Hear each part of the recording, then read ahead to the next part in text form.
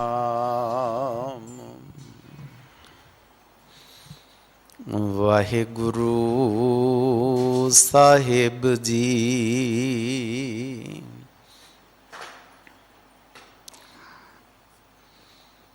सतगुर नो सब को वेखदा,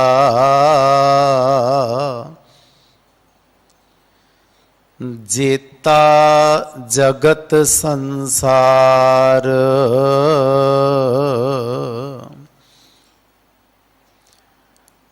डिठै मुकत ना होवई,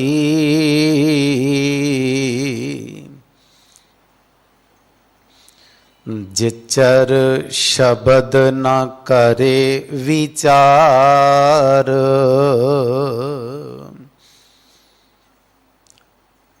बाणी बिरलो विचारसी,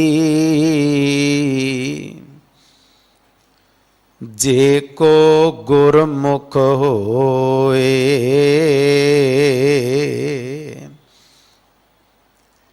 एह बाणी महापुरख की,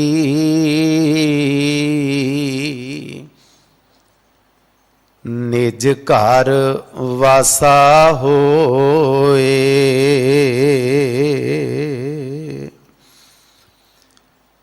सतनाम वाहिगुरु साहिब जी। एक ओंकार सतगुर प्रसाद। सलोक महला नौवा। दोहरा बल छुटक्यो बंधन परे, कछु न होत उपाय।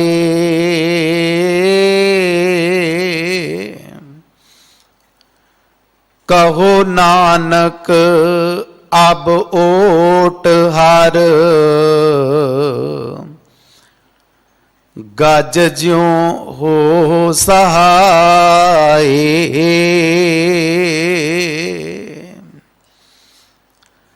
सारंग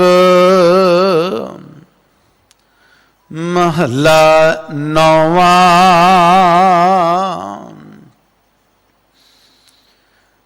कहा मन बिख्या स्यों लपटाई,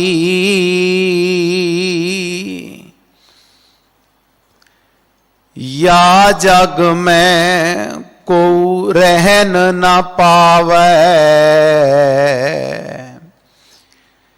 इक आवे इक जाही, रहाओ काको तन धन संपत काकी। कास्यों नेह लगाई,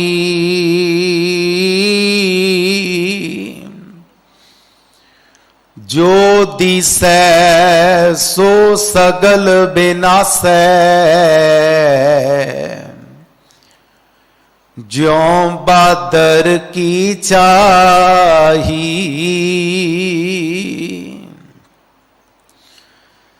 तज अभिमान शरण संतन गहो।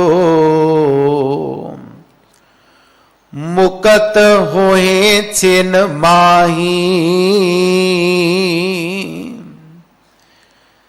जन नानक भगवंत भजन बिन। सुख सुपने पी नाही,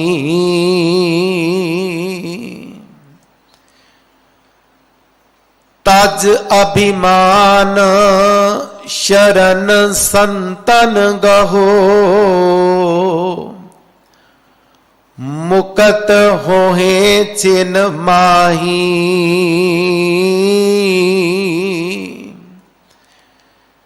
जन नानक भगवंत भजन बिन सुख सुपने पी नाही।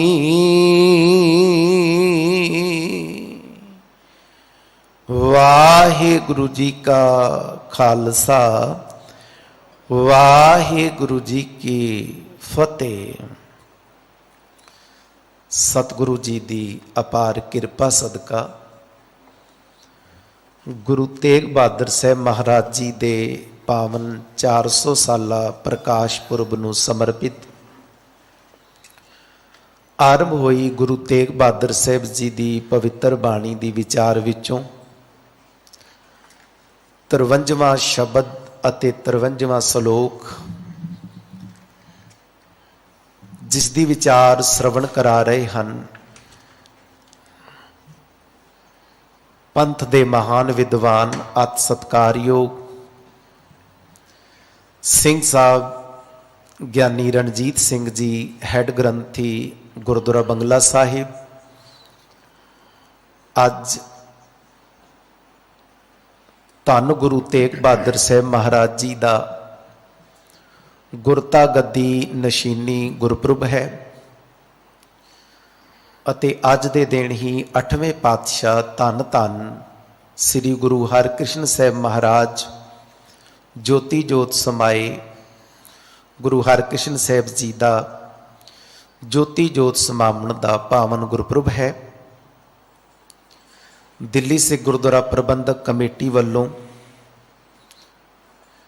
चल रहे इस कोरोना की महामारी दौरान जो उचेचे तौर पर संगतां तक सेवा के कारज पहुँचाने के लिए जो आरंभे गए हैं आप संगतां दसां नोहां की किरत कमाई विचों वध चढ़ के हिस्सा पा सेवा दे पात्र बनो। आओ अगले समय लई सतगुरु जी की पवित्र बाणी की विचार श्रवण करिए जी। वाहिगुरु जी का खालसा वाहिगुरु जी की फतेह।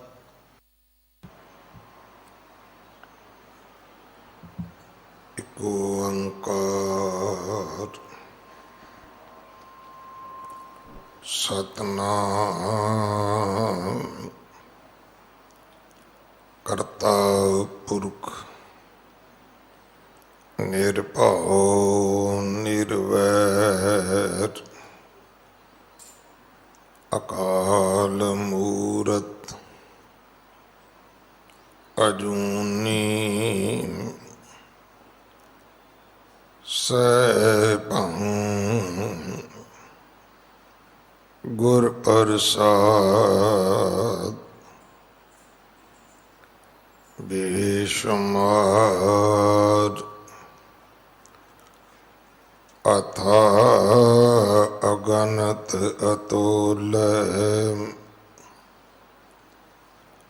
ज्यों बुलावो त्यों नानक दास बोल।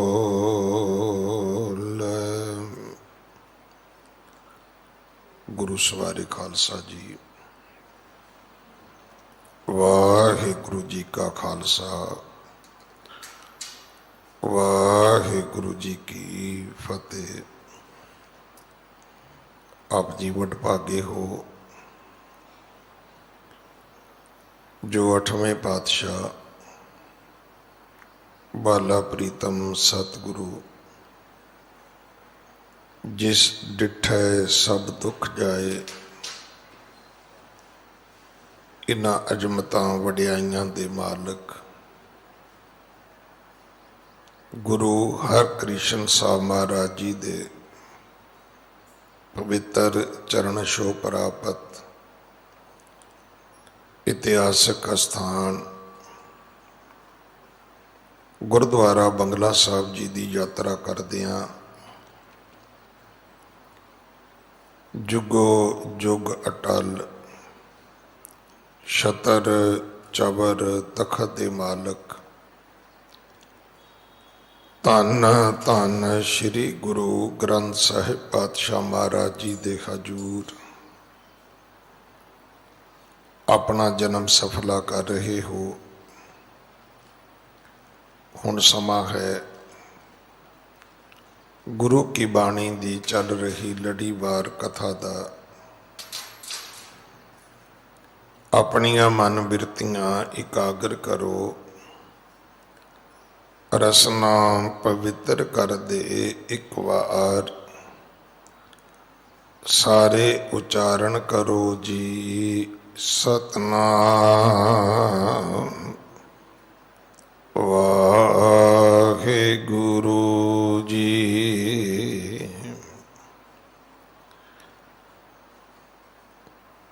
ਜੋ ਸ਼ਬਦ ਅੱਜ ਆਪ ਜੀ ਨੇ ਗੁਰੂ ਕੇ ਵਜ਼ੀਰ ਪਾਸੋਂ ਸਰਵਣ ਕੀਤੇ ਹਨ, 53ਵਾਂ ਸਲੋਕ 53ਵਾਂ ਸ਼ਬਦ, ਇਹ ਗੁਰੂ ਨੌਵੇਂ ਪਾਤਸ਼ਾਹ ਜੀ ਦੀ ਬਾਣੀ ਹੈ। ਦਿੱਲੀ ਕਮੇਟੀ ਨੇ, ਧਰਮ ਪ੍ਰਚਾਰ ਕਮੇਟੀ ਨੇ ਬਾਣੀ ਦੀ ਚੱਲ ਰਹੀ ਲੜੀਵਾਰ ਕਥਾ ਨੂੰ ਵਿਰਾਮ ਦੇ ਕੇ ਇੱਕ ਯਤਨ ਕੀਤਾ ਹੈ ਕਿ ਧਰਮ ਰੱਖਿਅਕ ਸਤਿਗੁਰੂ ਗੁਰੂ ਤੇਗ ਬਹਾਦਰ ਸਾਹਿਬ ਮਹਾਰਾਜ ਜੀ ਦਾ ਜੋ 400 ਸਾਲਾ ਪ੍ਰਕਾਸ਼ ਗੁਰਪੁਰਬ ਆ ਰਿਹਾ ਹੈ, ਸਤਿਗੁਰਾਂ ਦੇ ਜਨਮ ਦੀ ਜਿਹੜੀ ਚੌਥੀ ਸ਼ਤਾਬਦੀ ਆ ਰਹੀ ਹੈ, ਉਸ ਨੂੰ ਮਨਾਉਂਦੇ ਆ ਜਿਹੜੀ ਸਤਿਗੁਰੂ ਦੀ ਬਾਣੀ ਹੈ, ਉਸ ਬਾਣੀ ਦੀ ਕਥਾ, ਉਸ ਬਾਣੀ ਦੀ ਵਿਚਾਰ ਸੰਗਤ ਨੂੰ ਸਰਵਣ ਕਰਵਾਈ ਜਾਏ। ਇਸੇ ਕਰਕੇ ਅੱਜ ਤਕਰੀਬਨ 54-55 ਦਿਨ ਹੋ ਗਏ ਨੇ ਇਸ ਕਥਾ ਨੂੰ ਆਰੰਭ ਹੋਇਆ, ਔਰ ਇਹ ਨੌਵੇਂ ਪਾਤਸ਼ਾਹ ਜੀ ਦਾ ਹੀ ਉਚਾਰਨ ਕੀਤਾ ਹੋਇਆ ਸ਼ਲੋਕ ਹੈ, ਔਰ ਇਹ ਸ਼ਬਦ ਹੈ ਸਾਰੰਗ ਰਾਗ ਵਿੱਚ ਜੋ 1231 ਅੰਗ ਤੇ ਦਰਜ ਹੈ। ਅੱਜ ਗੁਰੂ 8ਵੇਂ ਪਾਤਸ਼ਾਹ ਗੁਰੂ ਹਰਕ੍ਰਿਸ਼ਨ ਸਾਹਿਬ ਮਹਾਰਾਜ, ਜਿਨ੍ਹਾਂ ਦੀ ਪਵਿੱਤਰ ਚਰਨ ਛੋਹ ਪ੍ਰਾਪਤ ਇਹ ਧਰਤੀ ਹੈ ਗੁਰਦੁਆਰਾ ਬੰਗਲਾ ਸਾਹਿਬ,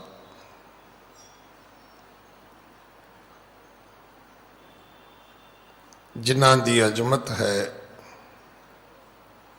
ਕਿ ਗੁਰੂ ਹਰਕ੍ਰਿਸ਼ਨ ਸਾਹਿਬ ਮਹਾਰਾਜ ਦੇ ਦਰਸ਼ਨ ਪਰਸੀ ਹੈ, ਦੁੱਖ ਚਲੇ ਜਾਂਦੇ ਨੇ, ਸਭ ਦੁੱਖਾਂ ਦੀ ਨਿਵਰਤੀ ਹੁੰਦੀ ਹੈ।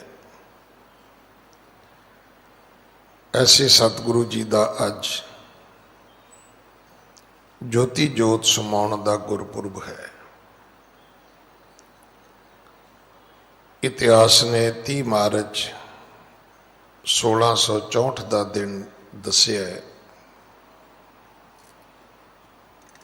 ਜਿੱਥੇ ਅੱਜ ਗੁਰਦੁਆਰਾ ਬਾਲਾ ਸਾਹਿਬ ਹੈ, ਆਸ਼ਰਮ ਭੋਗਲ ਦੇ ਇਲਾਕੇ ਵਿੱਚ। ਇੱਥੇ ਸਤਿਗੁਰੂ ਜੋਤੀ ਜੋਤ ਸਮਾਏ ਸਨ। ਸੁਭਾਵਕ ਹੈ ਕਿ ਜੇ ਆਪਾਂ ਬਹੁਤ ਸੈਂਕੜੇ ਸਾਲ ਪਿੱਛੇ ਜਾਵਾਂਗੇ ਤਾਂ ਫਿਰ ਆਪਾਂ ਨੂੰ ਸਮਝ ਆਵੇਗੀ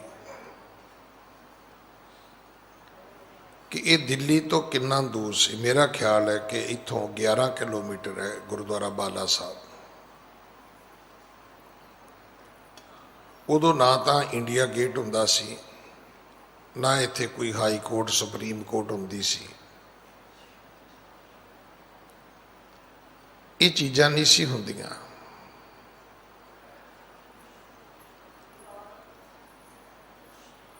ਦਿੱਲੀ ਤੋਂ ਬਹੁਤ ਦੂਰ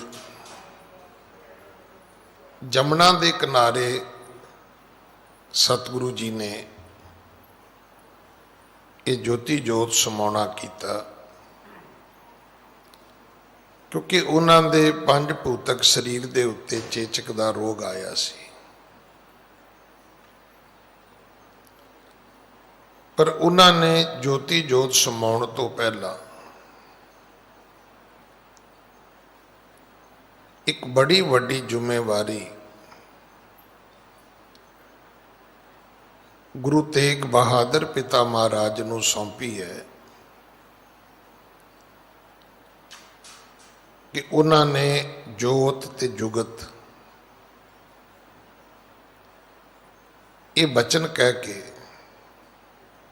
ਬਾਬਾ ਬਸੇ ਗ੍ਰਾਮ ਬਕਾਲੇ ਇਹ ਗੁਰਿਆਈ ਗੁਰੂ ਤੇਗ ਬਹਾਦਰ ਸਾਹਿਬ ਮਹਾਰਾਜ ਨੂੰ ਬਖਸ਼ ਦਿੱਤੀ ਸੀ।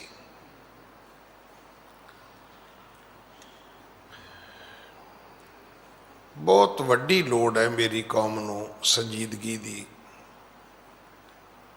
ਪਰ ਅੱਜ ਦੀ ਇਸ ਹੋਸ਼ੀ ਰਾਜਨੀਤੀ ਵਿੱਚ ਸਾਡੇ ਕੋਲ ਸਮਾਂ ਨਹੀਂ ਇੱਕ ਦੂਜੇ ਦੀ ਬੇਇੱਜ਼ਤੀ ਕਰਨ ਤੋਂ ਬਿਨਾਂ। ਅੱਜ ਤੇ ਹਾਲਾਤ ਇਹ ਵੀ ਸਾਡੇ ਮੂੰਹ ਗਟਰ ਵਰਗੇ ਹੋਏ ਪਏ ਨੇ ਵੀ ਢੱਕਣ ਚੁੱਕੋ ਸਹੀ, ਗੰਦ ਹੀ ਗੰਦ ਹੈ, ਇੰਨੀ ਬਦਬੂ ਹੈ। ਕਿਉਂਕਿ ਨਾ ਤਾਂ ਕੋਈ ਸਵੇਰੇ ਉੱਠ ਕੇ ਇਸ਼ਨਾਨ ਕਰਦਾ ਹੈ, ਨਾ ਕੋਈ ਬਾਣੀ ਪੜ੍ਹਦਾ ਹੈ। ਮੇਰਾ ਖਿਆਲ ਨਹੀਂ ਤੁਸੀਂ ਕਿਸੇ ਨੇਤਾ ਨੂੰ ਸਵੇਰੇ ਆਸਾ ਦੀ ਵਾਰ ਵਿੱਚ ਬੈਠਾ ਵੇਖਿਆ ਹੋਵੇ, ਕਦੇ ਕਿਸੇ ਨੂੰ ਕਥਾ ਸੁਣਦਿਆਂ ਵੇਖਿਆ ਹੋਵੇ ਤੁਸੀਂ। ਇਹਨਾਂ ਦੀ ਹਾਲਤ ਇਹ ਹੈ ਵੀ ਹਰ ਜਸ ਸੁਣੇ ਨਾ ਹਰ ਗੁਣ ਗਾਵੇਂ, ਬਾਤਨ ਹੀ ਅਸਮਾਨ ਗਰਾਵੇਂ। ਗੱਲਾਂ ਸੁਣੋ ਤੁਸੀਂ ਇਹਨਾਂ ਦੀਆਂ ਤੇ ਇਵੇਂ ਲੱਗਦਾ ਵੀ ਜਿਵੇਂ ਬਹੁਤ ਵੱਡਾ ਪੰਥ ਦਾ ਦਰਦ ਇਹਨਾਂ ਨੂੰ ਆ ਗਿਆ ਹੈ ਤੇ ਪੀੜਾ ਨਾਲ ਇਹਨਾਂ ਦਾ ਢਿੱਡ ਭਰ ਗਿਆ ਹੈ, ਉਬਲੇ ਫਿਰਦੇ ਨੇ। ਔਰ ਮੇਰੇ ਵਰਗੇ ਦੀ ਹਾਲਤ ਇਹ ਹੋਈ ਪਈ ਹੈ ਕਿ ਝੱਖੜ ਵਗ ਰਿਹਾ ਸੀ, ਮੀਂਹ ਪੈ ਰਿਹਾ ਸੀ, ਕੜਾਕੇ ਦੀ ਸਰਦੀ ਸੀ ਤੇ ਇੱਕ ਬਾਂਦਰ ਦਰਖਤ ਤੇ ਬੈਠਾ ਕੰਬ ਰਿਹਾ ਸੀ ਤੇ ਮੇਰੇ ਵਰਗੇ ਕਿਸੇ ਗਰੀਬ ਜੇ ਬਿਜੜੇ ਨੇ, ਸ਼ਾਇਦ ਤੁਸੀਂ ਜਾਣਦੇ ਹੋ ਇੱਕ ਪੰਛੀ ਹੈ, ਉਹ ਘਾਹ ਦੇ ਤੀਲੇ ਇਕੱਠੇ ਕਰ ਕਰਕੇ ਨਾ ਆਪਣਾ ਆਲ੍ਹਣਾ ਬਣਾਉਂਦਾ ਹੈ।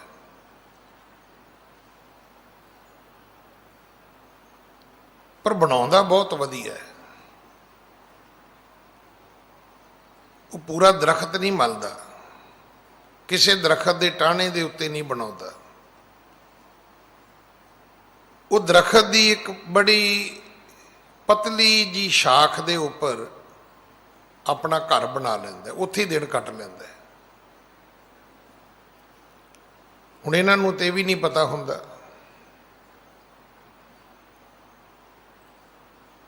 ਕਿ ਬਿਜੜੇ ਵਰਗੇ ਪੰਛੀ ਨੇ ਆਪਣੇ ਬੱਚੇ ਕਿਵੇਂ ਪਾਲੇ ਨੇ,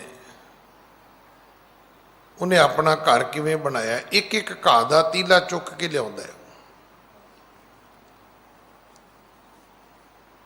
ਇੱਕ ਇੱਕ ਘਾਹ ਦਾ ਤੀਲਾ।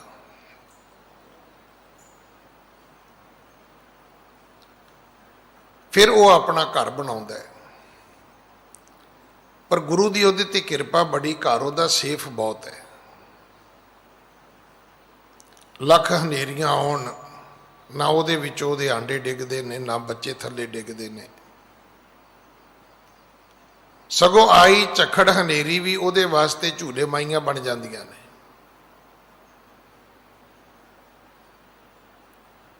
ਮੈਂ ਆਪ ਜੀ ਨੂੰ ਦੱਸਣਾ ਚਾਹੁੰਦਾ ਕਿ ਮੇਰੇ ਬੱਚਿਆਂ ਨੇ ਪੀਜ਼ਾ ਡਿਲੀਵਰ ਵੀ ਕੀਤਾ ਹੈ, ਲੋਕਾਂ ਦੇ ਪੈਟਰੋਲ ਪੰਪ ਤੇ ਖਲੋ ਕੇ ਤੇਲ ਵੀ ਪਾਇਆ ਹੈ। ਬੜੀ ਮਿਹਨਤ ਕਰਕੇ ਉਹਨਾਂ ਨੇ ਆਪਣੀ ਕੰਸਟਰਕਸ਼ਨ ਦੀ ਕੰਪਨੀ ਖੋਲੀ ਹੈ। ਹੁਣ ਇਹ ਸ਼ਰਾਬਾਂ ਪੀਣ ਵਾਲੇ, ਸ਼ਰਾਬਾਂ ਵੰਡਣ ਵਾਲੇ ਇਹ ਸੋਚਦੇ ਨੇ ਵੀ ਸ਼ਾਇਦ ਭਾਈ ਸਾਹਿਬ ਦੇ ਬੱਚੇ ਵੀ ਸਿਗਰਟਾਂ ਵੇਚਦੇ ਹੋਣਗੇ, ਸ਼ਰਾਬਾਂ ਵੇਚ ਕੇ ਗੁਜ਼ਾਰਾ ਕਰਦੇ ਹੋਣਗੇ। ਨਹੀਂ, ਗੁਰੂ ਹਰਕ੍ਰਿਸ਼ਨ ਸਾਹਿਬ ਦੀ ਬੜੀ ਕਿਰਪਾ ਹੈ, ਉਹ ਬੱਚੇ ਅੰਮ੍ਰਿਤਧਾਰੀ ਨੇ, ਉਹ ਸਿਗਰਟਾਂ ਨਹੀਂ ਵੇਚਦੇ। ਹੁਣ ਸ਼ਰਾਬਾਂ ਪੀਣ ਵਾਲੇ, ਸ਼ਰਾਬਾਂ ਪਿਆ ਕੇ ਸਤਾ ਲੱਭਣ ਵਾਲਿਆਂ ਨੂੰ ਕੀ ਪਤਾ ਹੈ?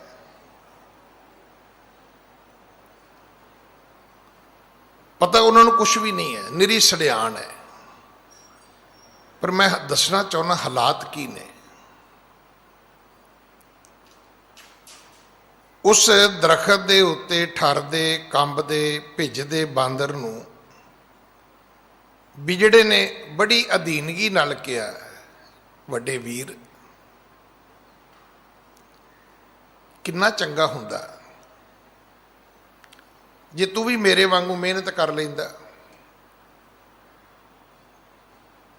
ਮੈਂ ਇੱਕ ਇੱਕ ਘਾਹ ਦਾ ਤੀਲਾ ਲਿਆ ਕੇ ਇਹ ਆਪਣਾ ਆਲਣਾ ਬਣਾਇਆ, ਆਪਣਾ ਘੌਂਸਲਾ ਬਣਾਇਆ। ਤੇ ਜਦੋਂ ਮੈਂ ਇਹ ਕੰਮ ਕਰਦਾ ਸੀ ਉਦੋਂ ਤੂੰ ਟਪੂਸੀਆਂ ਲਾਉਂਦਾ ਫਿਰਦਾ ਸੀ, ਕਦੇ ਐਸ ਬਨੇਰੇ ਤੇ, ਕਦੇ ਐਸ ਰੁੱਖ ਤੇ, ਕਦੇ ਉਸ ਰੁੱਖ ਤੇ। ਸ਼ਾਇਦ ਤੁਹਾਨੂੰ ਇਹ ਵੀ ਪਤਾ ਹੋਵੇ ਕਿ ਬਾਂਦਰ ਦਾ ਇੱਕ ਸੁਭਾਅ ਹੈ ਕਿ ਉਹ ਜਿੱਥੇ ਰਹਿੰਦਾ ਹੋਵੇ ਨਾ ਉੱਥੇ ਕਿਸੇ ਦਾ ਆਲਣਾ ਨਹੀਂ ਹੁੰਦਾ। ਪਰ ਜੇ ਉਹਦਾ ਵਸ ਚੱਲੇ ਤਾਂ, ਬਿਜੜੇ ਤੇ ਉਹਦਾ ਵਸ ਇਸ ਕਰਕੇ ਨਹੀਂ ਚੱਲਦਾ ਕਿ ਉਹਦਾ ਆਲਣਾ ਟਾਹਣੀ ਦੇ ਬਹੁਤ ਸ਼ਾਖਾ ਦੇ ਥੱਲੇ ਹੁੰਦਾ, ਪਤਲੀ ਜੀ ਤੇ। ਉੱਥੇ ਬਾਂਦਰ ਜਾਏਗਾ ਤੇ ਉਹਦੇ ਡਿੱਗ ਕੇ ਮਰ ਜਾਏਗਾ, ਕਿਉਂਕਿ ਉਨੀ ਪਤਲੀ ਸ਼ਾਖਾ ਨਾਲ ਉਹ ਲਮਕ ਨਹੀਂ ਪਾਏਗਾ। ਕਿਉਂਕਿ ਬਿਜੜੇ ਦੀਆਂ ਬਹੁਤੀਆਂ ਲੋੜਾਂ ਨਹੀਂ ਨਾ ਹੈਗੀਆਂ। ਛੋਟੀ ਜਿਹੀ ਉਹਦੀ ਜ਼ਿੰਦਗੀ ਹੈ, ਛੋਟਾ ਜਿਹਾ ਉਹਦਾ ਪਰਿਵਾਰ ਹੈ, ਛੋਟੀ ਜਿਹੀ ਉਹਦੀ ਦੁਨੀਆ ਹੈ। ਉਹਨੇ ਕਿਹੜਾ ਕੋਈ ਅਨੈਤਿਕਤਾ ਕਰਨੀ ਹੁੰਦੀ ਹੈ। ਤੇ ਇਸੇ ਕਰਕੇ ਕਹਿੰਦੇ ਰੱਬ ਦਾ ਇੱਕ ਸਰਾਫ ਹੈ। ਕਦੇ ਤੁਸੀਂ ਬਾਂਦਰ ਦਾ ਘਰ ਨਹੀਂ ਵੇਖਿਆ ਹੋਏਗਾ ਧਰਤੀ ਤੇ। ਕਹਿੰਦੇ ਰੱਬ ਨੇ ਸਰਾਫ ਦਿੱਤਾ ਕਿ ਜੇ ਤੂੰ ਕਿਸੇ ਦਾ ਘਰ ਨਹੀਂ ਰਹਿਣ ਦੇਣਾ ਤੇ ਜਾ ਬਾਂਦਰਾ, ਤੈਨੂੰ ਮੇਰਾ ਵੀ ਸਰਾਫ ਹੈ ਕਿ ਇਸ ਧਰਤੀ ਤੇ ਤੇਰਾ ਕਦੇ ਘਰ ਬਣੇਗਾ ਹੀ ਨਹੀਂ। ਤੁਸੀਂ ਕੀੜੀ ਦੀ ਵੀ ਖੁੱਡ ਵੇਖੀ ਹੋਏਗੀ ਪਰ ਬਾਂਦਰ ਦਾ ਘੁਰਨਾ ਨਹੀਂ ਵੇਖਿਆ ਹੋਏਗਾ, ਬਾਂਦਰ ਦਾ ਆਲਣਾ ਨਹੀਂ ਵੇਖਿਆ ਹੋਏਗਾ, ਬਾਂਦਰ ਦਾ ਘਰ ਤੁਸੀਂ ਕਦੇ ਨਹੀਂ ਵੇਖਿਆ ਹੋਏਗਾ। ਕਿਸੇ ਦਾ ਘਰ ਉਜਾੜਨ ਵਾਲਿਆ ਚੇਤਾ ਰੱਖੀ, ਰੱਬ ਨੇ ਤੇਰਾ ਬਣ ਨਹੀਂ ਦੇਣਾ। ਇਹ ਜਿਹੜਾ ਸਰਬੱਤ ਦੇ ਭਲੇ ਦਾ ਪ੍ਰਿੰਸੀਪਲ ਹੈ ਨਾ, ਐਵੇਂ ਨਾ ਆਪਣੀ ਪਿੱਠ ਥਾਪੜਦੇ ਰਿਹਾ ਕਰੋ ਵੀ ਅਸੀਂ ਸਰਬੱਤ ਦਾ ਭਲਾ ਮੰਗਦੇ ਆ। ਨਹੀਂ, ਸਰਬੱਤ ਦਾ ਭਲਾ ਮੰਗਣ ਵਿੱਚ ਹੀ ਤੇਰਾ ਭਲਾ ਹੈ। नहीं तो याद रखी, डूबेगी किश्ती तो डूबेंगे सारे, ना हम ही बचेंगे ना साथी हमारे। जो बस दरिया च डिगेगी ना सारियां सवारियां मरनगियां। जो जहाज क्रैश होएगा तो कोई नहीं बचेगा। इस करके सरबत का ही भला मंगिया करो सवेरे उठ के। मैं तो बहुत बारी बेनती की भी मेरी अनपढ़ माँ, वो तो मैं इन्नी गल ही सीखी है, वो कदे नहीं सी कहती हुंदी परमात्मा मेरे बच्चों का भला कर। वो कहती सी परमात्मा सारियां दा भला कर, इन्हां दे पैरां पिछे मेरे बच्चों का भी भला कर। क्योंकि जदों दिल्ली सुखी होएगी तो आपां भी सुखी होवांगे। अज करोने च जे दिल्ली दुखी है तो दसो साडे चों किहड़ा सुखी है।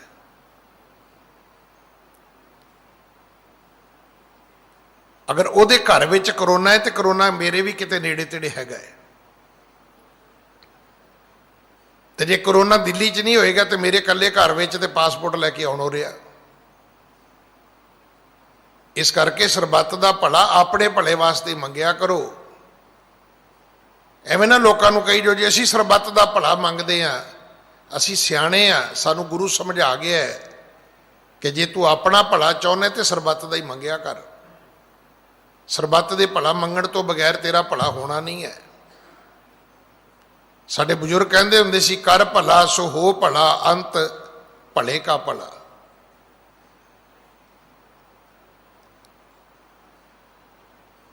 ਹੁਣ ਬਿਜੜੇ ਨੇ ਉਹਨੂੰ ਕਿਹਾ ਤਾਂ ਅੱਗੋਂ ਪਤਾ ਬਾਂਦਰ ਨੇ ਜਵਾਬ ਕੀ ਦਿੱਤਾ? ਕਹਿੰਦਾ ਮੀਂਹ ਹਟ ਲੈਣ ਦੇ। ਕਹਿੰਦਾ ਫਿਰ ਕੀ ਕਰੇਗਾ? ਕਹਿੰਦਾ ਤੇਰਾ ਆਲਣਾ ਤੇ ਤੋੜ ਹੀ ਦਿਆਂਗਾ। ਉਹ ਆਪਣਾ ਘਰ ਨਹੀਂ ਬਣਾਏਗਾ। ਅੱਜ ਤੁਸੀਂ ਕਿਸੇ ਅੱਗੇ ਹੱਥ ਵੀ ਜੋੜੋਗੇ ਨਾ ਤਾਂ ਕਹਿੰਦਾ ਵੀ ਤੇਰਾ ਆਲਣਾ ਤੋੜ ਦਿਆਂਗਾ। ਇਸੇ ਕਰਕੇ ਸ਼ਾਇਦ ਮੈਂ ਪਹਿਲਾਂ ਸੋਚਦਾ ਹੁੰਦਾ ਸੀ ਵੀ ਅਸੀਂ ਇੱਕ ਦੂਜੇ ਨੂੰ ਸਮਝਾਉਂਦੇ ਕਿਉਂ ਨਹੀਂ ਗਏ। ਹੁਣ ਟਾਈਮ ਇਹ ਆ ਗਿਆ ਵੀ ਜੇ ਸਮਝਾਓਗੇ ਤੇ ਤਾਂ ਦੁਸ਼ਮਣੀ ਪਾਲਣ ਵਾਲੀ ਗੱਲ।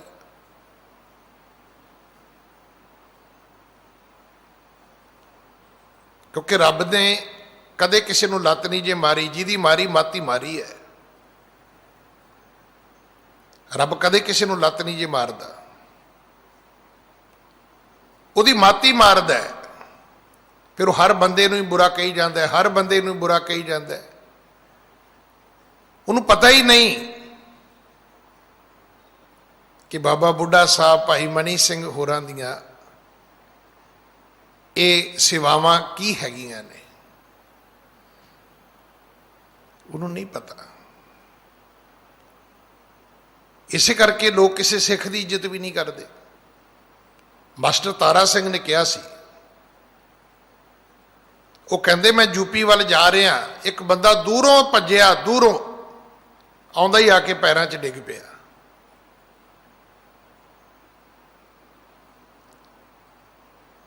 ਤੇ ਮਾਸਟਰ ਜੀ ਕਹਿੰਦੇ ਵੀ ਮੈਂ ਉਹਨੂੰ ਡੱਕਿਆ ਵੀ ਸਿੱਖਾਂ 'ਚ ਮੱਥਾ ਨਹੀਂ ਟੇਕਦੇ। ਤਾਂ ਉਸ ਬੰਦੇ ਨੇ ਕੋਈ ਗੱਲ ਕਹੀ, ਕਹਿਣ ਲੱਗਾ ਮੈਂ ਸੁਣਿਆ ਗੁਰੂ ਨਾਨਕ, ਸੁਣਿਆ ਡਿੱਠਾ ਤੇ ਪਹਿਲੀ ਵਾਰੀ ਹੈ। ਮਾਸਟਰ ਤਾਰਾ ਸਿੰਘ ਗੁਰੂ ਨਾਨਕ ਤਾਂ ਨਹੀਂ ਸੀ। ਉਹ ਕਹਿੰਦਾ ਮੈਂ ਤਸਵੀਰ ਵੇਖੀ, ਉਹ ਤੇਰੇ ਵਰਗਾ ਸੀ। ਗੁਰੂ ਕਾ ਗ੍ਰੰਥੀ ਲੱਖ ਮਾੜਾ ਹੋਵੇ ਪਰ ਹੈ ਤੇ ਤੁਹਾਡੇ ਗੁਰੂ ਦਾ ਵਜ਼ੀਰ ਹੀ ਹੈ ਨਾ। ਉਹ ਤੁਹਾਡੀ ਸੁੱਖ ਮੰਗਦਾ ਹੈ। ਜਦੋਂ ਤੁਸੀਂ ਜੰਮੇ ਹੋਵੋਗੇ ਤੁਹਾਡਾ ਨਾਂ ਗ੍ਰੰਥੀ ਸਿੰਘ ਨੇ ਰੱਖਿਆ ਹੋਏਗਾ।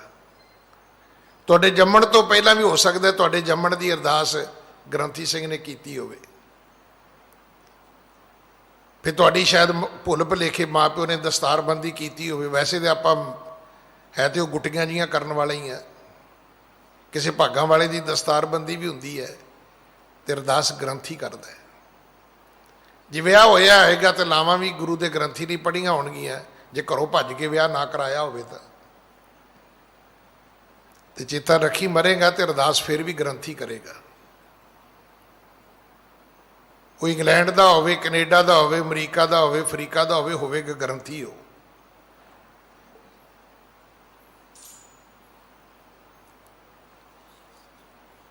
ਤੇ ਜਿਸ ਵਿਅਕਤੀ ਨੇ ਸਦਾ ਹੀ ਤੁਹਾਡੀ ਸੁੱਖ ਮੰਗਣੀ ਹੈ, ਕਦੇ ਤੇ ਉਹਦੇ ਲਈ ਚੰਗਾ ਬੋਲ ਲਿਆ ਕਰੋ। ਕੀ ਫਰਕ ਪੈਂਦਾ? ਕਿਸੇ ਨੂੰ ਇੱਜ਼ਤ ਦੇਣ ਨਾਲ ਕੁਛ ਨਹੀਂ ਜਾਂਦਾ। ਕਿਸੇ ਦਾ ਸਨਮਾਨ ਕਰਨ ਨਾਲ ਕਦੇ ਕਿਸੇ ਦਾ ਨਹੀਂ ਘਟਦਾ। ਨਾ ਮੇਰੀ ਸੁਣੋ, ਮੇਰੇ ਗੁਰੂ ਦੀ ਸੁਣ ਲਓ। ਗੁਰੂ ਜੀ ਕਹਿੰਦੇ ਨੇ ਸਭ ਕੋ ਨਿਵੇਂ ਆਪ ਕੋ, ਪਰ ਕੋ ਨਿਵੇਂ ਨਾ ਕੋਏ। ਹੁਣ ਮੈਂ ਤੁਹਾਨੂੰ ਇਹਦੀ ਉਦਾਹਰਨ ਦਿੰਦਾ। ਸਾਹਮਣੇ ਤੋਂ ਬੰਦਾ ਆ ਰਿਹਾ ਹੈ, ਤੁਸੀਂ ਉਹਨੂੰ ਇੱਦਾਂ ਬਾਏ ਬਾਏ ਕਰੋ, ਉਹ ਵੀ ਬਾਏ ਬਾਏ ਕਰੇਗਾ। ਤੁਸੀਂ ਉਹਨੂੰ ਆਪਣਾ ਅੰਗੂਠਾ ਵਿਖਾਓ, ਉਹ ਵੀ ਤੁਹਾਨੂੰ ਇੱਦਾਂ ਹੀ ਕਰੇਗਾ। ਫਿਰ ਉਹਨੂੰ ਤੁਸੀਂ ਦੋ ਹੱਥ ਜੋੜ ਕੇ ਨਮਸਕਾਰ ਕਰੋ, ਉਹ ਵੀ ਤੁਹਾਨੂੰ ਕਰੇਗਾ। ਹੁਣ ਤੁਸੀਂ ਦੱਸੋ ਤੁਸੀਂ ਕੀ ਚਾਹੁੰਦੇ ਹੋ? ਕਿ ਤੁਹਾਨੂੰ ਅੰਗੂਠਾ ਵਿਖਾਵੇ ਕੋਈ, ਕਿ ਤੁਹਾਨੂੰ ਇੱਦਾਂ ਹੱਥ ਹਿਲਾਵੇ ਕੋਈ, ਕਿ ਜੇ ਤੁਹਾਡੇ ਸਾਹਮਣੇ ਦੋ ਹੱਥ ਜੋੜ ਕੇ ਸਿਰ ਨਵਾਵੇ ਕੋਈ? ਤੇ ਜੇ ਭਾਈ ਤੂੰ ਚਾਹੁੰਦਾ ਤੇ ਫਿਰ ਤੂੰ ਵੀ ਨਵਾ ਲਾ। ਸਭ ਕੋ ਨਿਵੇਂ ਆਪ ਕੋ। ਇਹ ਆਪਣੇ ਲਈ ਨਿਵਣਾ ਹੈ, ਕਿਸੇ ਦੂਜੇ ਵਾਸਤੇ ਨਹੀਂ ਹੈ।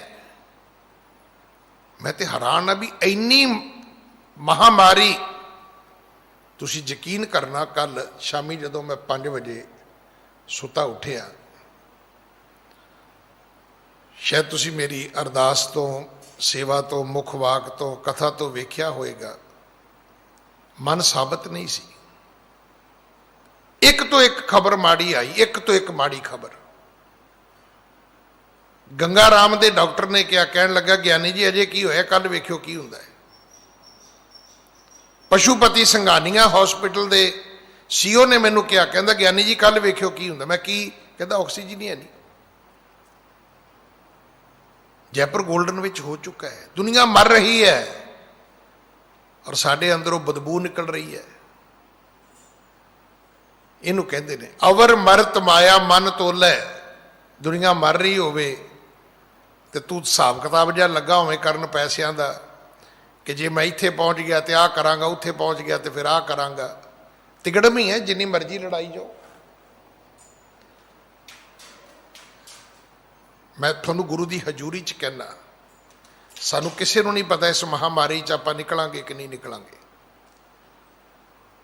ਚੌਥੇ ਪੰਜਵੇਂ ਦਿਨ ਲੰਗਜ ਡੈਮੇਜ ਹੋ ਜਾਂਦੇ ਜੇ, ਇੰਨੀ ਇਹ ਖਤਰਨਾਕ ਬਿਮਾਰੀ ਹੈ। ਇਹ ਵੇਲਾ ਪਾਠ ਕਰਨ ਦਾ ਹੈ, ਇਹ ਵੇਲਾ ਅਰਦਾਸ ਕਰਨ ਦਾ ਹੈ, ਇਹ ਵੇਲਾ ਇੱਕ ਦੂਜੇ ਨੂੰ ਗਲਵਕੜੀ ਪਾਉਣ ਦਾ ਹੈ, ਇਹ ਵੇਲਾ ਇੱਕ ਦੂਜੇ ਦੀ ਸੁੱਖ ਮੰਗਣ ਦਾ ਹੈ। ਗੰਦਗੀ ਤੇ ਪਤਾ ਹੀ, ਹਰ ਬੰਦੇ ਦੇ ਢਿੱਡ 'ਚ ਗੰਦਗੀ ਉਹ ਰਹਿ ਕੀ ਹੈ।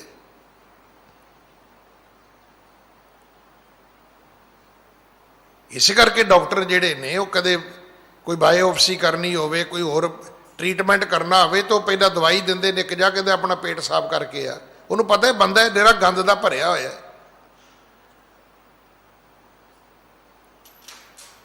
ਆਪਾਂ ਕਿਹੜੇ ਰਸਤੇ ਤੁਰ ਪਏ।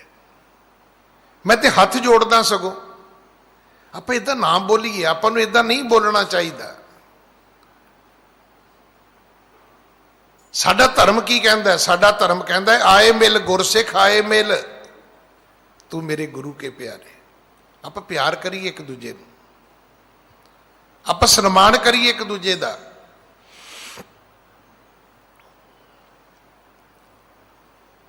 ਉਹ ਕਦੋਂ ਵਕਤ ਆਏਗਾ ਜਦੋਂ ਸੰਜੀਦਗੀ ਨਾਲ ਮੇਰੀ ਕੌਮ ਗੁਰੂ ਦੇ ਕੋਲ ਬੈਠੇਗੀ, ਫਿਰ ਮੇਰੀ ਕੌਮ ਨੂੰ ਸਮਝ ਆਏਗੀ ਵੀ ਗੁਰੂ ਹਰਕ੍ਰਿਸ਼ਨ ਸਾਹਿਬ ਜੀ ਨੇ ਗੁਰਿਆਈ ਕਿਉਂ ਬਖਸ਼ੀ ਸੀ।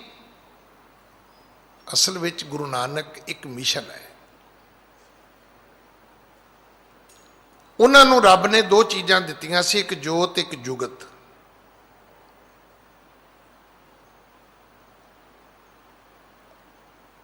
ਔਰ ਗੁਰੂ ਹਰਕ੍ਰਿਸ਼ਨ ਸਾਹਿਬ ਮਹਾਰਾਜ ਨੇ ਬਿਲਕੁਲ ਠੀਕ ਫੈਸਲਾ ਕੀਤਾ।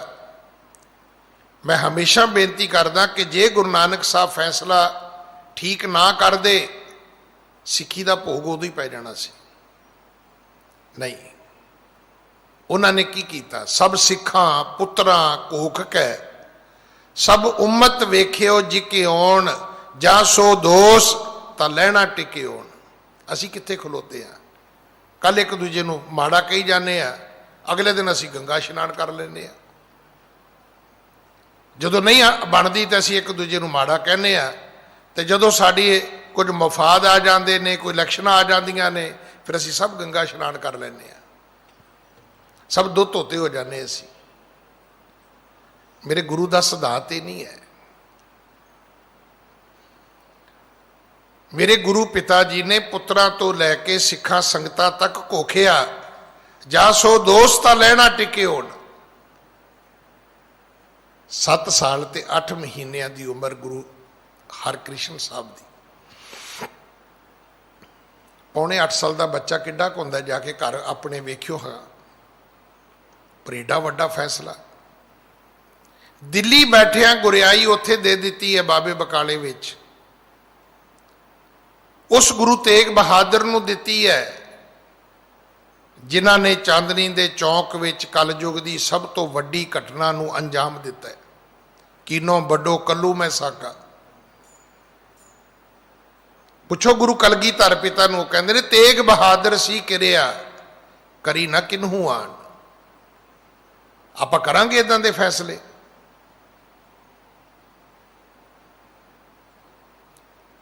ਛੋਟੀ ਜੀ ਜ਼ਿੰਦਗੀ ਹੈ, ਭੋਗ ਪਤਾ ਨਹੀਂ ਕਦੋਂ ਪੈ ਜਾਣਾ ਹੈ। ਦੁਸ਼ਮਣੀਆਂ ਵੈਰ ਏਡੇ ਏਡੇ ਵੱਡੇ ਬੱਧੇ ਹੋਏ ਨੇ,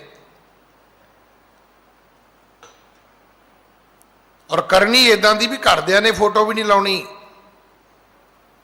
ਮੈਂ ਤਾਂ ਕਹਿੰਦਾ ਉਹਨਾਂ ਨੇਤਾਵਾਂ ਨੂੰ, ਉਹਨਾਂ ਸਿੱਖ ਆਗੂਆਂ ਨੂੰ ਨਮਸਕਾਰ ਹੈ ਜਿਨ੍ਹਾਂ ਦੇ ਅੱਜ ਇਤਿਹਾਸ ਪੜ੍ਹੇ ਜਾਂਦੇ ਨੇ, ਤੇਰਾ ਇਤਿਹਾਸ ਕਿਹਨੇ ਪੜ੍ਹਨਾ ਹੈ? ਕਿਉਂਕਿ ਜਿੱਦਣ ਬੱਚੇ ਨਹੀਂ ਪੁੱਛ ਲਿਆ ਵੀ ਬਾਪੂ ਆ ਮਾਇਆ ਕਿੱਥੋਂ ਆਈ, ਤੇ ਜਵਾਬ ਕੀ ਦੇਣਾ ਹੈ? ਵੀ ਛੱਡਿਆ ਹੀ ਕੁਛ ਨਹੀਂ ਖਾਣ ਤੋਂ। ਦਸਾਂ ਨੋਹਾਂ ਦੀ ਕਿਰਤ ਨਹੀਂ ਹੈ ਤੇਰੀ ਭਾਈ।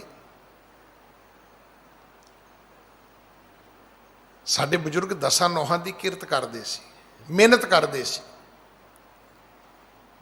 ਉਹਨਾਂ ਦੀ ਖੂਨ ਪਸੀਨੇ ਦੀ ਕਮਾਈ ਸੀ। ਤੇਰਾ ਤੇ ਲੁੱਟ ਘਸੁੱਟ ਦਾ ਮਾਲ ਹੈ ਸਾਰਾ। ਸਾਡੇ ਬਜ਼ੁਰਗ ਕਹਿੰਦੇ ਹੁੰਦੇ ਸੀ, ਕਹਿੰਦੇ ਪੁੱਤਰ ਜੈਸਾ ਅੰਨ ਵੈਸਾ ਮਨ। ਹੁਣ ਜਿਹੋ ਜਿਹਾ ਖਾਣਾ ਪਹਿਨਣਾ ਹੈ, ਉਹੋ ਜਿਹਾ ਬੋਲਣਾ ਤੇ ਵਰਤਣਾ ਹੈ। ਗੁਰੂ ਨੌਵੇਂ ਪਿਤਾ ਜੀ ਦਾ ਫੈਸਲਾ ਹੈ, ਬਲ ਛੁੱਟ ਕੇ ਉਹ ਬੰਧਨ ਭਰੇ। ਜਦੋਂ ਅਧਿਆਤਮਕ ਆਤਮਿਕ ਗੁਣਾਂ ਦਾ ਬਲ ਘਟ ਜਾਏਗਾ, ਇਹ ਮਾਇਆ ਦੇ ਬੰਧਨ ਤੈਨੂੰ ਪੈ ਜਾਣਗੇ। ਜਿੰਨਾ ਚਿਰ ਗੁਰਬਾਣੀ ਪੜ੍ਹੋਗੇ, ਸੇਵਾ ਕਰੋਗੇ, ਸੰਗਤ ਕਰੋਗੇ, ਤੁਹਾਨੂੰ ਤੁਹਾਡਾ ਮਨ ਝਿੜਕੇਗਾ, ਝੰਜੋੜੇਗਾ, ਇਹ ਕੀ ਕਰਨ ਲੱਗਿਆ ਤੂੰ। ਪਰ ਅਸੀਂ ਤੇ ਪਹੁੰਚ ਹੀ ਉੱਥੇ ਗਏ ਵੀ ਲੂਟਣਾ ਹੈ ਤਾਂ ਲੂਟ ਲੈ। ਬਸ ਇੰਨੀ ਕੀ ਪੰਕਤੀ ਪੜ੍ਹਦੇ, ਸਾਰੀ ਨਹੀਂ ਪੜ੍ਹਦੇ। ਸਾਰੀ ਪੜ੍ਹਦੇ ਤੇ ਸ਼ਬਦ ਇਹ ਸੀ, ਰਾਮ ਨਾਮ ਹੈ ਲੂਟ। ਲੁੱਟਣਾ ਤੇ ਰੱਬ ਦੇ ਨਾਂ ਨੂੰ ਸੀਗਾ। ਆਪਾਂ ਤੇ ਛੱਡੇ ਹੀ ਕੁਛ ਨਹੀਂ, ਰੱਬ ਨੂੰ ਵੀ ਨਹੀਂ ਬਖਸ਼ਿਆ, ਰੱਬ ਦੇ ਘਰ ਨੂੰ ਵੀ ਨਹੀਂ ਬਖਸ਼ਿਆ।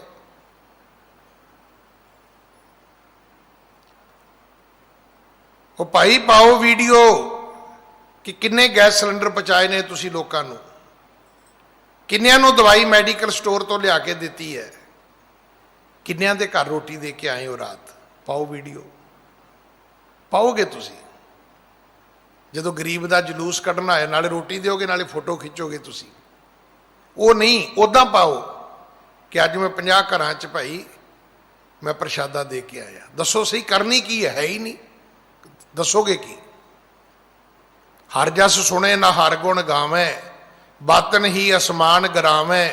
ਐਸੇ ਲੋਗਣ ਸਿਉ ਕਿਆ ਕਹੀਏ, ਜੋ ਪ੍ਰਭ ਕੀਏ ਭਗਤ ਤੇ ਬਾਹਜ, ਤਿਨ ਤੇ ਸਦਾ ਡਰਾਨੇ ਰਹੀਏ। ਮੈਂ ਤਾਂ ਖੁਦ ਡਰਦਾ, ਮੈਨੂੰ ਪਤਾ ਹੈ। ਤੁਸੀਂ ਇਦੋਂ ਮਾੜਾ ਵੀ ਬੋਲ ਸਕਦੇ ਹੋ ਭਾਈ। ਵੇਖੋ, ਮਾੜੇ ਬੰਦੇ ਤੋਂ ਮਾੜੇ ਦੀ ਕੋਈ ਸੀਮਾ ਨਹੀਂ ਹੈ, ਉਸ ਤੋਂ ਵੀ ਮਾੜਾ ਕਰ ਸਕਦਾ ਹੈ। ਤੇ ਚੰਗੇ ਬੰਦੇ ਦੀ ਵੀ ਕੋਈ ਸੀਮਾ ਨਹੀਂ, ਉਸ ਤੋਂ ਵੀ ਚੰਗਾ ਕਰ ਸਕਦਾ ਹੈ। ਇਸੇ ਕਰਕੇ ਮੇਰੇ ਗੁਰੂ ਨੇ ਕਿਹਾ ਸੀ ਵੀ ਅਰਦਾਸ ਇਹੀ ਕਰਿਓ ਕਿ ਸਹੀ ਪਿਆਰੇ ਮੇਲ ਜਿਨ੍ਹਾਂ ਮਿਲਿਆ ਤੇਰਾ ਨਾਮ ਚਿੱਤ ਆਵੇ। ਮੈਂ ਹਰ ਸਿੱਖ ਆਗੂ ਨੂੰ ਬੇਨਤੀ ਕਰਾਂਗਾ, ਛੱਡੋ ਝਗੜੇ, ਛੱਡੋ ਈਰਖਾ, ਛੱਡੋ ਵੈਰ ਵਿਰੋਧ, ਬਚਾ ਲਓ ਆਪਣਿਆਂ ਨੂੰ। ਸਰਬੱਤ ਦਾ ਭਲਾ ਮੰਗਣ ਵਾਲਿਓ, ਅੱਜ ਜ਼ਿੰਦਗੀ ਬਹੁਤ ਖਤਰੇ ਵਿੱਚ ਹੈ। ਕਿਸੇ ਕੋਲ ਆਕਸੀਜਨ ਨਹੀਂ ਹੈ, ਕਿਸੇ ਕੋਲੇ ਆਕਸੀਜਨ ਜਨਰੇਟ ਕਰਨ ਵਾਲੀ ਮਸ਼ੀਨ ਨਹੀਂ ਹੈ, ਕਿਸੇ ਕੋਲ ਦਵਾਈ ਨਹੀਂ ਹੈ। ਗਲੀ ਗਲੀ ਜਾਓ, ਉਹਨਾਂ ਨੂੰ ਹੌਸਲਾ ਦਿਓ, ਅਸੀਂ ਹੈਗੇ ਆ। ਵੇਖੋ, ਬਚਾਉਣਾ ਰੱਖਣਾ ਵਾਹਿਗੁਰੂ ਨੇ ਹੈ, ਪਰ ਤੁਹਾਡੇ ਦੋ ਸ਼ਬਦ ਉਹਨਾਂ ਨੂੰ ਜ਼ਿੰਦਗੀ ਜਿਉਣ ਦੀ ਤਾਕਤ ਦੇ ਸਕਦੇ ਨੇ ਕਿ ਅਸੀਂ ਇਕੱਲੇ ਨਹੀਂ ਆ, ਕੋਈ ਹੈ। ਜਿੰਨੇ ਸਾਡੇ ਰਿਸ਼ਤੇਦਾਰ ਦੋਸਤ ਮਿੱਤਰ ਹੁੰਦੇ ਨੇ, ਕਦੇ ਸਾਰੇ ਵਰਤੇ ਥੋੜਾ ਨੇ ਅਸੀਂ ਨਾ, ਉਦਾਂ ਹੀ ਉਹਨਾਂ ਦੇ ਭੁਲੇਖੇ 'ਚ ਜਿਉ ਲੀਦਾ। ਨਹੀਂ, ਹੈਗੇ ਨੇ ਜੀ ਮੇਰੇ। ਹਾਲਾਂਕਿ ਇਹ ਵੀ ਸੱਚ ਹੈ, ਜਦੋਂ ਉਹਨਾਂ ਨੂੰ ਬੁਲਾਓਗੇ ਤੇ ਕੰਮ ਨਹੀਂ ਆਉਣਗੇ, ਪਰ ਇੱਕ ਭੁਲੇਖਾ ਵੀ ਚੰਗਾ। ਮੈਂ ਤਾਂ ਕਹਿੰਦਾ ਘੱਟੋ ਘੱਟ ਬੰਦਾ ਜਿਉ ਤੇ ਲੈਂਦਾ ਵੀ ਮੇਰੇ ਕੰਮ ਆਏਗਾ। ਜਦੋਂ ਅਧਿਆਤਮਕ ਗੁਣਾਂ ਦਾ ਬਲ ਘਟੇਗਾ, ਬੰਧਨ ਪੈਣਗੇ, ਫਿਰ ਕੋਈ ਉਪਾਅ ਕੰਮ ਨਹੀਂ ਆਏਗਾ। ਕਹੋ ਨਾਨਕ ਅਬ ਓਟ ਹਰ। ਇੱਥੇ ਫਿਰ ਓਟ ਕਿਹਦੀ ਹੈ? ਹਰੀ ਦੀ, ਵਾਹਿਗੁਰੂ ਦੀ। ਗੱਜ ਜਿਉ ਹੋ ਸਹਾਏ।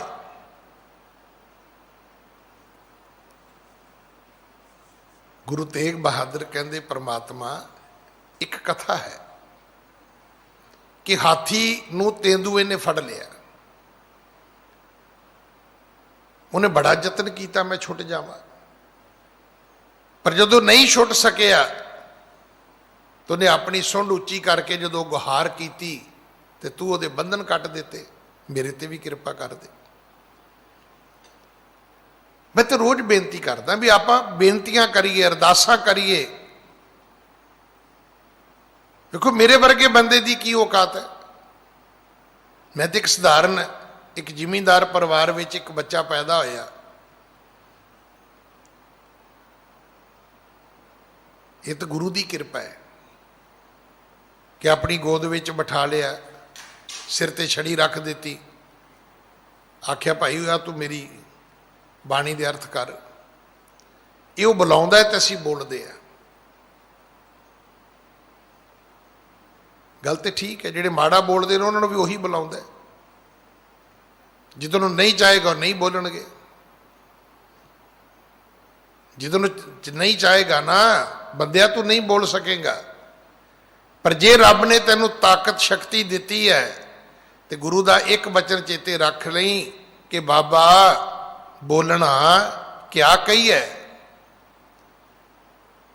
ਜੈਸੇ ਰਾਮ ਨਾਮ ਰਵ ਰਹੀ ਹੈ। ਨਹੀਂ ਤੇ ਯਾਦ ਰੱਖੀ ਬੋਲਤ ਬੋਲਤ ਬੜੇ ਵਿਕਾਰਾ, ਇਸ ਬੋਲਣ ਨਾਲ ਵਿਕਾਰ ਬੜੇ ਪੈਦਾ ਹੁੰਦੇ ਨੇ।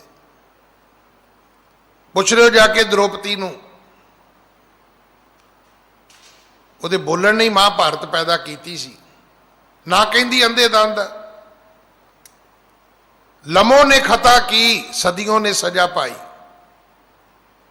ਦੋ ਸ਼ਬਦ ਬੋਲਣ ਦੇ ਮਹਾਭਾਰਤ ਬਣਾ ਸਕਦੇ ਨੇ। ਦੋ ਸ਼ਬਦ ਨਾ ਬੋਲੋ, ਨਹੀਂ ਬੋਲਣਾ ਚਾਹੀਦਾ। ਰੱਬ ਨੇ ਗਿੱਠ ਲੰਬੀ ਜ਼ੁਬਾਨ ਮਾੜਾ ਬੋਲਣ ਲਈ ਨਹੀਂ ਦਿੱਤੀ। ਕਿਸੇ ਦੇ ਭਲੇ ਵਾਸਤੇ ਬੋਲੋ, ਕਿਸੇ ਦੇ ਸਨਮਾਨ ਵਾਸਤੇ ਬੋਲੋ, ਕਿਸੇ ਦੀ ਇੱਜ਼ਤ ਵਾਸਤੇ ਬੋਲੋ। ਕਿ ਮੈਨੂੰ ਬੋਲਣਾ ਨਹੀਂ ਆਉਂਦਾ, ਮੈਂ ਤੇ ਇੱਥੇ ਬੈਠ ਕੇ ਕਹਿਣਾ ਕਿ ਅਗਰ ਮੈਂ ਤੁਹਾਡੀ ਇੱਜ਼ਤ ਨਾ ਕਰ ਸਕਾਂ, ਹੋ ਸਕਦਾ ਹੈ ਮੇਰੇ ਕੋਲ ਅਕਲ ਘੱਟ ਹੋਵੇ, ਪਰ ਮੈਂ ਤੁਹਾਡੀ ਬੇਇੱਜ਼ਤੀ ਕਰਾਂ, ਇਹ ਮੈਨੂੰ ਅਕਲ ਕਿਹਨੇ ਦਿੱਤੀ ਹੈ? ਅਗਰ ਅਕਲ ਦਿੱਤੀ ਤੇ ਕਿਸੇ ਦੀ ਇੱਜ਼ਤ ਕਰੋ, ਬੇਇੱਜ਼ਤੀ ਨਾ ਕਰੋ।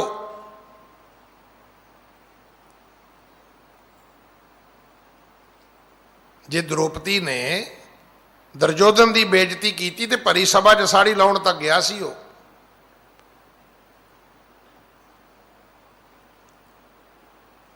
ਉਹ ਪਰਮਾਤਮਾ ਬਹੁਤ ਡਾਢਾ ਹੈ।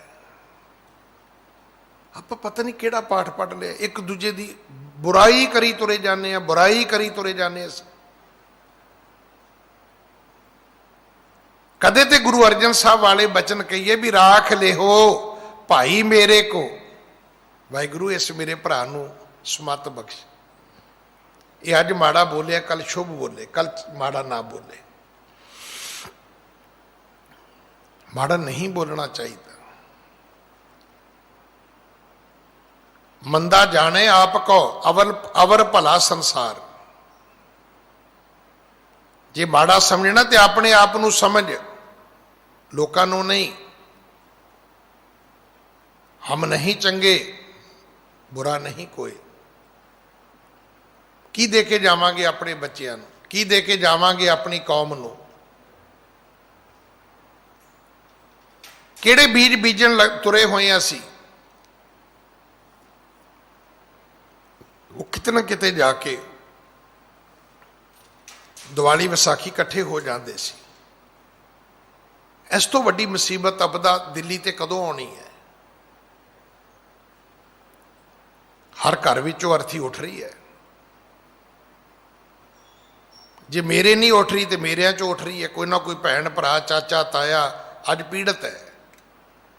ਅੱਜ ਸਾਡੀ ਹਰ ਅੱਖ ਦੇ ਵਿੱਚ ਆਂਸੂ ਹੋਣਾ ਚਾਹੀਦਾ ਸੀ, ਪੀੜਾ ਦਾ, ਦੁੱਖ ਦਾ। ਅਸੀਂ ਡੇਲੇ ਕੱਢ ਕੱਢ ਵਿਖਾਉਣੇ ਇੱਕ ਦੂਜੇ ਨੂੰ, ਮੈਂ ਇਹ ਕਰ ਦਾਂਗਾ, ਮੈਂ ਉਹ ਕਰ ਦਾਂਗਾ। ਕਿਹਨੂੰ ਕਰਕੇ ਵਿਖਾਉਣਾ ਹੈ? ਉਸ ਰੱਬ ਨੂੰ ਜਿਹੜਾ ਸਾਹ ਨਹੀਂ ਲੈਣ ਦਿੰਦਾ। ਮੈਂ ਤਾਂ ਸੁਣ ਕੇ ਹੈਰਾਨ ਆ, ਕਹਿੰਦੇ ਬੰਦਾ ਮਰ ਗਿਆ ਜੀ, ਆਕਸੀਜਨ ਘਟ ਗਈ ਹੈ। ਪਹਿਲਾਂ ਕਦੇ ਨਹੀਂ ਸੀ ਆਪਾਂ ਸੁਣਿਆ। ਕਦੇ ਕਿਸੇ ਨੂੰ ਹਾਰਟ ਅਟੈਕ ਹੁੰਦਾ ਸੀ, ਕਿਸੇ ਦੀ ਸ਼ੂਗਰ ਸ਼ੂਟ ਕਰਦੀ ਸੀ, ਕਿਸੇ ਦਾ ਬਲੱਡ ਪ੍ਰੈਸ਼ਰ ਸ਼ੂਟ ਕਰਦਾ ਸੀ, ਸੁਣਦੇ ਸੀ। ਹਮ ਆਦਮੀ ਹਾਂ ਇੱਕਦਮ ਹੀ। ਅੱਜ ਗੁਰੂ ਨੇ ਉਹ ਵੀ ਵਿਖਾਤਾ।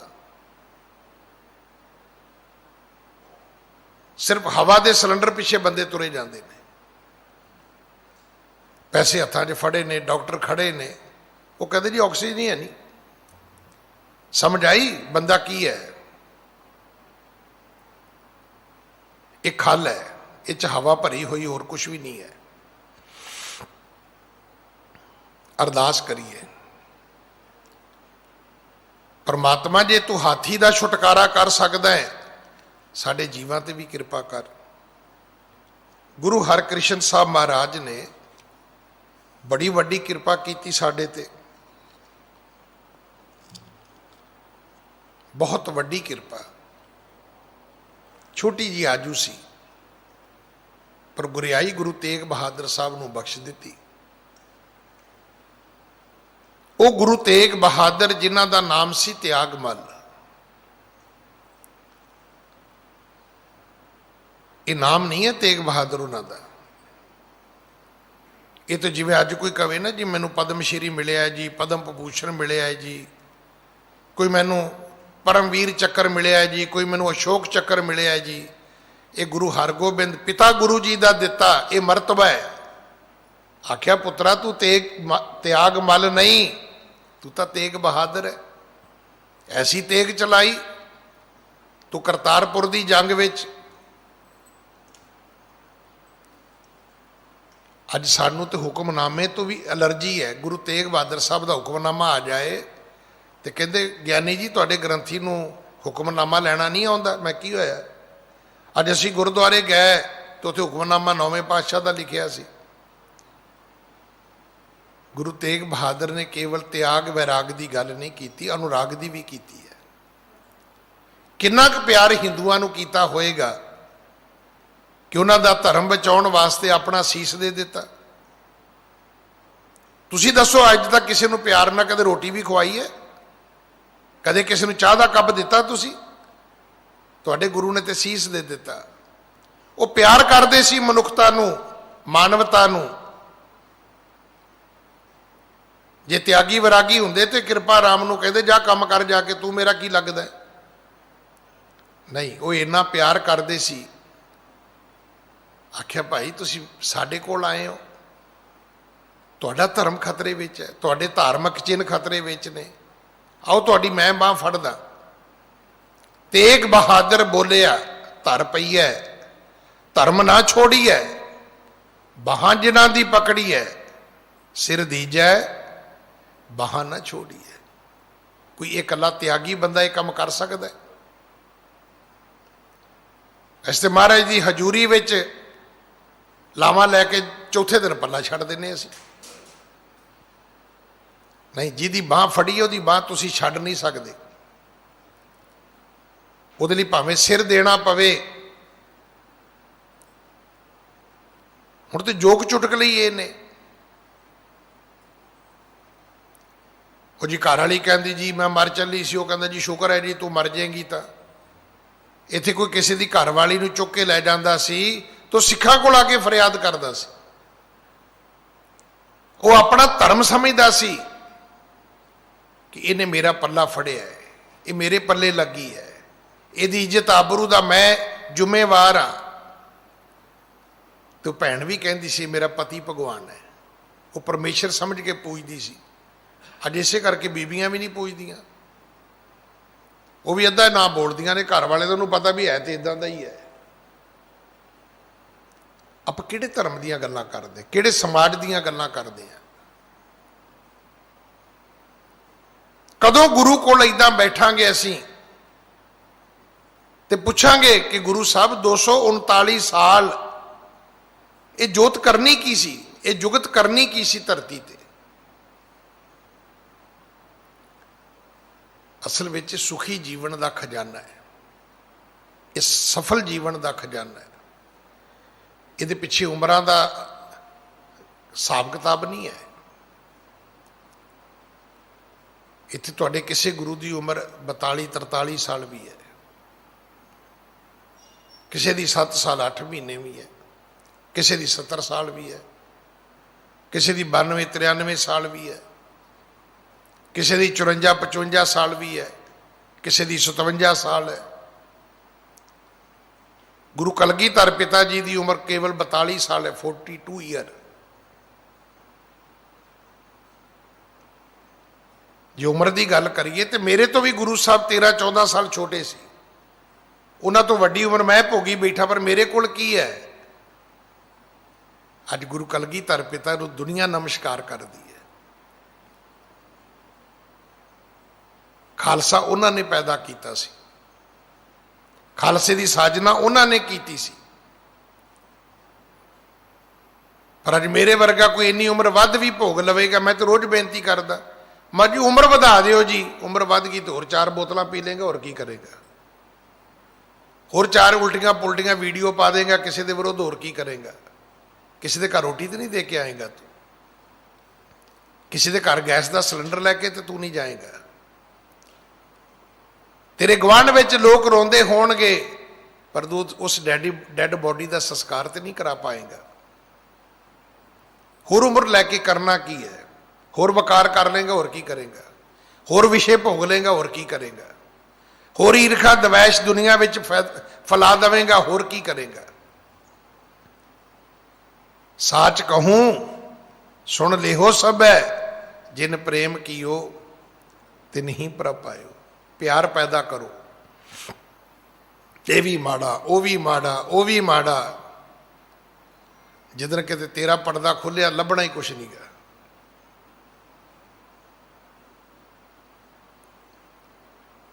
ਨਗੂਣੀਆਂ ਚੀਜ਼ਾਂ ਜਿਹੜੀਆਂ ਲੋਕ ਰੇਹੜੀ ਤੋਂ ਫਰੀ ਲੈ ਜਾਂਦੇ ਨੇ, ਉਹ ਬੰਦਿਆਂ ਤੋਂ ਤੇ ਉਹ ਵੀ ਨਹੀਂ ਬਖਸ਼ੀਆਂ, ਉਹ ਵੀ ਖਾ ਗਏ ਆਪਾਂ।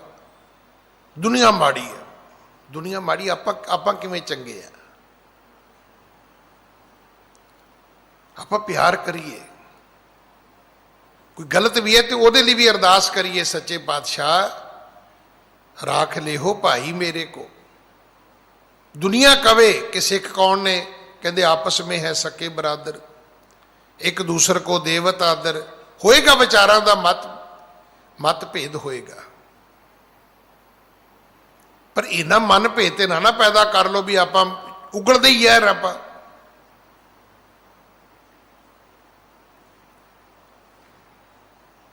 ਤੁਹਾਡੇ ਬੱਚਿਆਂ ਨੇ ਫੋਟੋ ਤੱਕ ਨਹੀਂ ਲਾਉਣੀਆਂ ਜੋ ਆਪਾਂ ਹਾਲਾਤ ਪੈਦਾ ਕਰ ਲੈਂਦੇ। ਉਹਨਾਂ ਨੂੰ ਪਤਾ ਬਾਪੂ ਕੀ ਕਰਦਾ,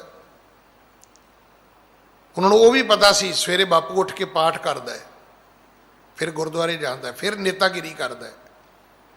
ਹੁਣ ਤੇ ਉਹਨਾਂ ਨੂੰ ਪਤਾ ਹੈ ਕਿ ਗੁਟਕੇ ਦੀ ਥਾਂ ਚੁੱਕ ਲੈਂਦਾ ਅਖਬਾਰ ਹੈ, ਚੰਗਾ ਇਹ ਸਿੰਘ ਹੈ ਤੇ ਚੰਗਾ ਸਰਦਾਰ ਹੈ।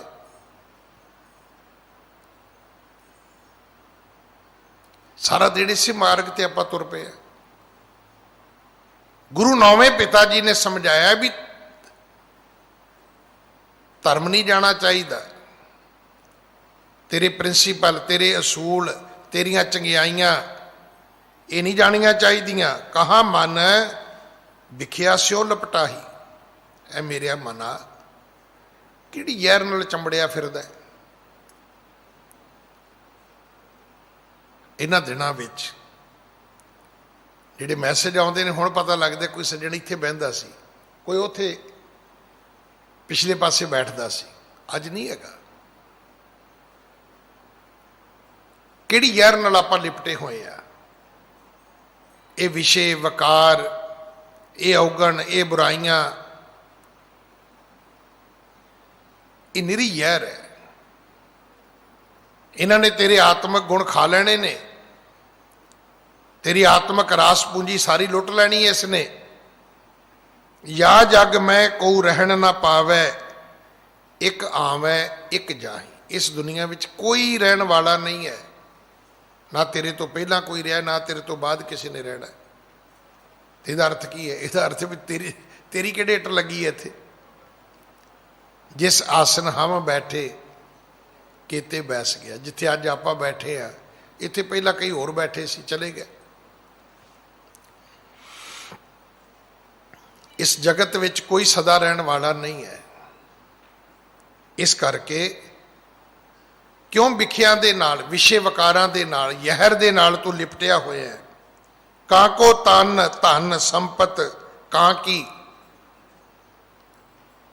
किहड़ा तन, किहड़ी संपत्ति, किहड़ा शरीर। कां सो नेह लगाही, तू किहदे नाल नेह ला के बैठा है, किहदे नाल तू झूठा प्यार बना के बैठा है।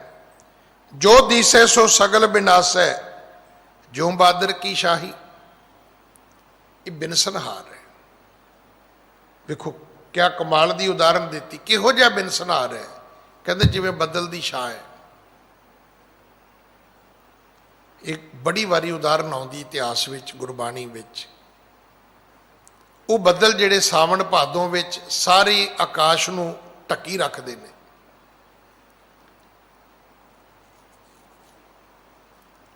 तो जदों अस्सू कतक मगर पोह आउंदा है, बिल्कुल आसमान क्लीयर हो जाता है, जिवें अज है। ये बदल कित्थे चले गए, कित्थों आए सी, ये फिर आ जाणगे। अज कित्थे ने।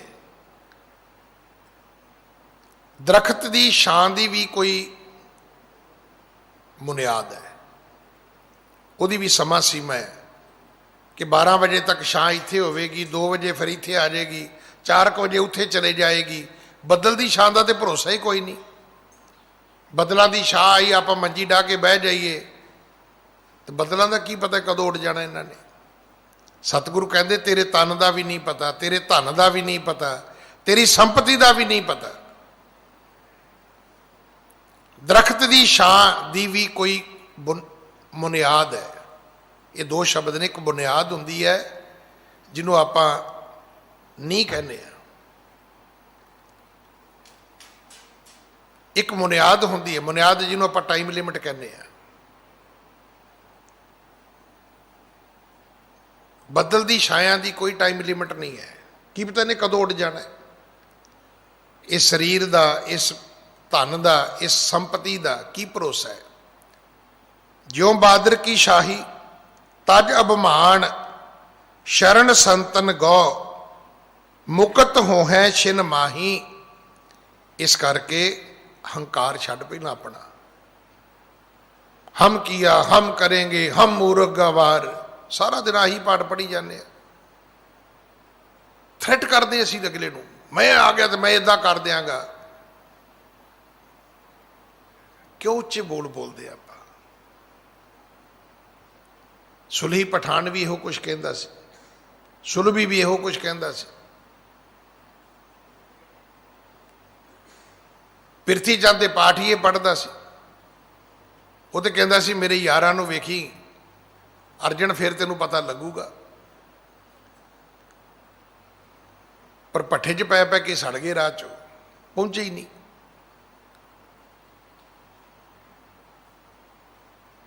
मैं आप जी नूं बेनती करा, किसी नूं दुख देने की लोड़ नहीं है। अगला तो अपने पापां दे दुखों च पहला ही डुबण वाला बैठा है।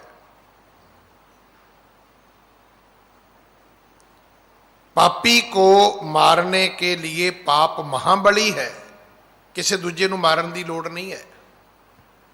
उन्हें अपने ही पाप इन्ने कीते हुए ने, वो अज नहीं तो कल उसकी बेड़ी डुबण वाली है। तुहानूं उहदे लई यतन करन दी की लोड़ है।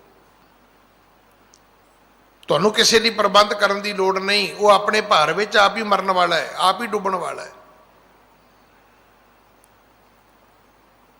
इसे करके बजुर्ग साडे कहंदे सी, वो कहंदे गठड़ी अपनी संभाल, तैनूं होर नाल की, तैनूं चोर नाल की, तू अपना भार संभाल, वो ना वे तू अपने भार च आप ही डुब जाए। तू अज तो अपनी पूंजी बचा लीए इन्ना ही बहुत है, अपना घर बचा लीए इन्ना ही बहुत है, अपनी सुख मंग लीए इन्ना ही बहुत है। गुरु नौवें पिता महाराज कहते ने तज अभिमान परे तां होएगा जे हंकार छड़ेगा। तो हंकार ही बहुत है, बहुत हंकार है। शरण संतन गौ, जै किसी रब दे प्यारे दी शरण चला जा। ਜਿਨ੍ਹਾਂ ਦੇ ਨਾਂ ਵਰਤਦਾ ਹੈ, ਕਦੇ ਕਿਸੇ ਦੇ ਚਰਨਾਂ ਵਿੱਚ ਬੈਠਾ ਜਾ ਕੇ, ਕਦੇ ਉਹਨਾਂ ਦੀ ਸੰਗਤ ਕੀਤੀ ਹੈ, ਕਦੇ 10 ਰੁਪਏ ਉਹਨਾਂ ਨੂੰ ਸੇਵਾ ਲਈ ਤੂੰ ਦਿੱਤੇ ਨੇ, ਛੱਡੇ ਨਹੀਂ, ਦੇਣੇ ਕੀ ਨੇ।